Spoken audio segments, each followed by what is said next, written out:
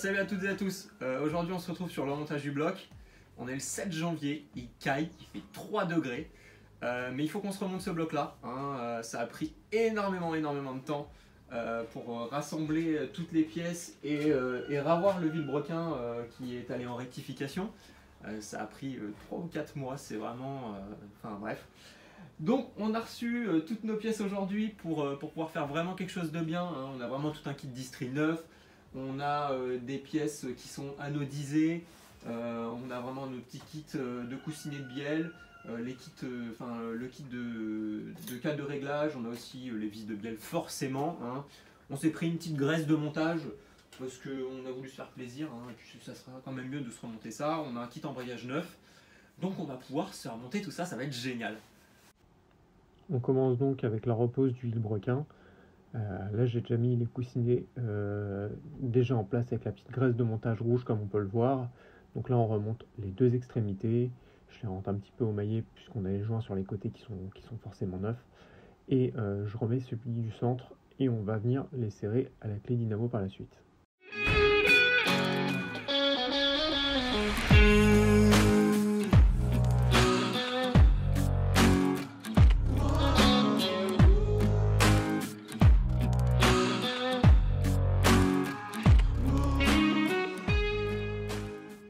Et là, comme vu très rapidement, donc serrage des vis de palais de vilebrequin à 120 Nm. Là, je rapproche toutes les vis et après, serrage en croix. Bon, avant de remonter les coussinets de bielle sur les mantons, je voulais vous expliquer un petit truc. Les coussinets de bielle, en fin de compte, ils servent à limiter la friction sur le manton de vilebrequin et sur la bielle en elle-même. Ils sont limités par des petits trous qui sont là, qui sont lubrifiés avec l'huile. Et si on a un manque d'huile, ou si c'est mal lubrifié, ou si les coussinets sont usés, les coussinets peuvent tourner, ce qui nous est déjà arrivé. Ou si on a un manque d'huile, ce qui peut créer ça, par exemple. Donc là, vous voyez, il y a eu un arrachement de matière. On voit le cuivre, c'est constitué de plusieurs couches de métaux. Là, on voit le cuivre, et ça, clairement, c'est un coussinet complètement mort. On peut voir que ça, c'est les coussinets de la Triomphe, du coup. Ça, c'est un coussinet complètement usé. Et là, on voit le neuf à côté. Donc voilà, on va se remonter ça, on y retourne. Là, à première vue, donc ça paraît tout simple. On a juste le trou de lubrification comme dit précédemment. Et en fin de compte, on a une petite gorge. On met le coussinet dans la petite gorge. On appuie sur le coussinet pour le faire rentrer de l'autre côté. Et il est mis. Maintenant qu'on a mis les coussinets dans les bielles, on va venir mettre les chapeaux de bielle et les coussinets dans l'autre sens. On met un petit peu de graisse. On va approcher les vis doucement au cliquet. Et après, serrage à la clé dynamo.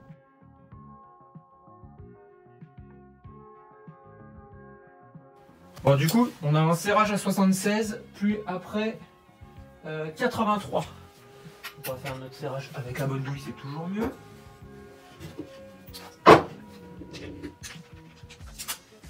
Alors.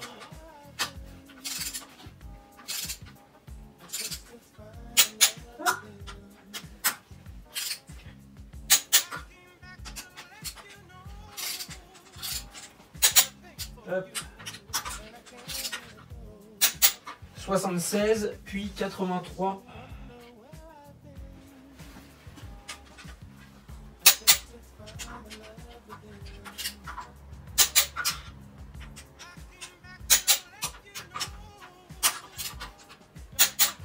Magnifique! On peut donc remettre la pompe à huile et ses boulons et passer à la suite.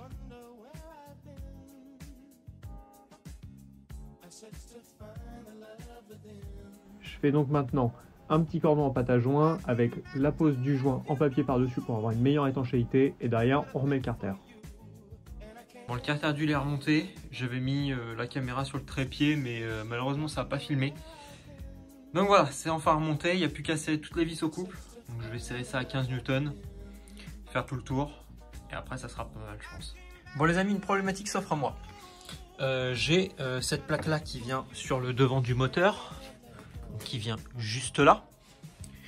Et en fin de compte, le tendeur de chaîne, donc, on voit qu'il est bien mangé. J'en ai un de rechange, sauf qu'il a été creusé. Donc ça, c'est de la ferraille. Il faut que je la ressoude et que je la meule, que je meule mes soudures parce que sinon, ça refera le même problème en fin de compte. En fait, lui, il vient comme ça. et vous voyez, il vient se bloquer dedans. Normalement, il ne devrait pas en fait. Donc, je vais vous mettre sur le trépied, on va sortir le passet soudé, parce que là on peut pas laisser ça comme ça. Du coup, passage sur l'établi, je viens dégraisser ma fissure et je viens faire quelques points de soudure, un gros meulage, et derrière, je vais pouvoir contrôler avec mon ancien tendeur de distribution que tout va bien et rien ne croche.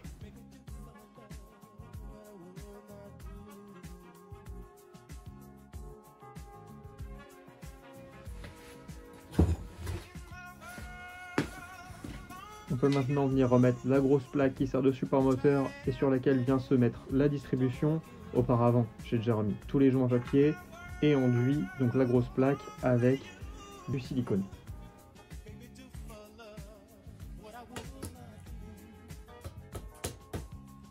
Les amis, on en vient au moment de la distribution. Donc on peut voir là que j'avais fait des points. Donc là et là, donc là je suis bien. Et j'avais fait un point qui est juste là. Vous pouvez le voir, il est juste là. Et en fin de compte, sur ma poulie d'arbre à cam, j'en ai fait un là. Que j'ai reporté sur la nouvelle.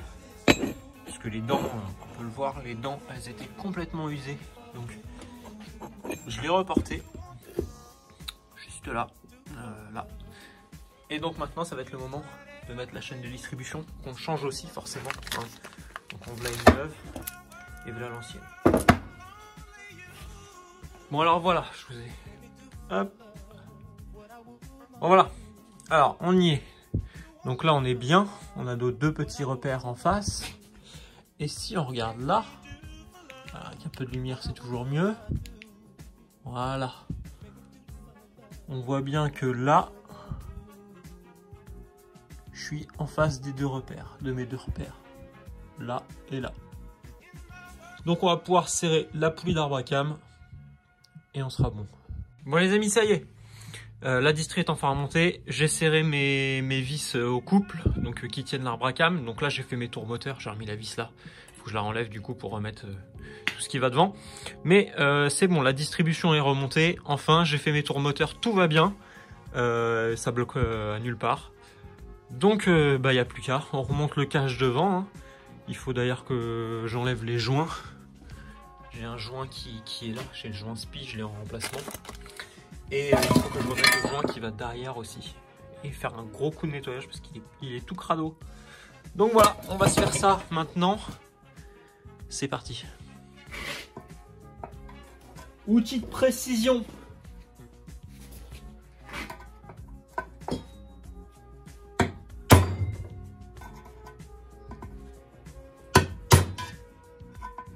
Elle est là.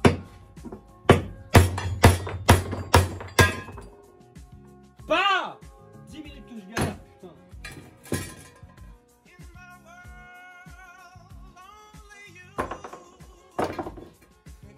Connard. Bon les amis, après avoir galéré avec ce putain de joint, hein, on peut le dire, j'ai mis 10 minutes à le sortir. J'ai remis un bon coup de peinture sur le cache qui va juste là. Donc maintenant il est tout propre. On va s'installer donc le nouveau joint spi qui est en remplacement et on va pouvoir remettre le cache directement là-dessus. J'ai donc remonté mon joint spi hors caméra et derrière donc je viens faire mon cordon en pâte à joint, je viens la lisser au doigt et derrière je vais mettre mon joint papier et derrière un petit joint en pâte.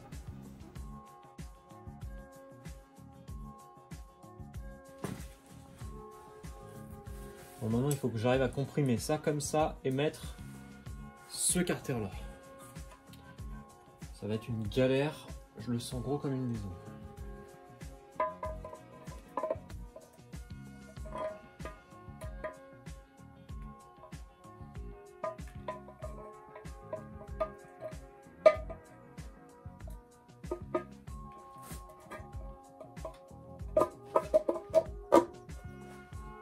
Ouh. Ah, y est. Y est. Moi les amis, j'ai pas trop filmé, j'ai remonté pas mal de trucs. Donc les crochets sont en place avec ça pour mettre sur la chèvre du coup. J'ai remonté aussi de ce côté-là. On avait un support là que j'ai remonté en même temps. J'ai remonté tout propre. Bon, il manque encore une vis, mais elle est dans la boîte à vis, il faut que je la remette. Mais sinon, on est prêt à être remonté dans la baie moteur. Bon bah c'est parti, on y va.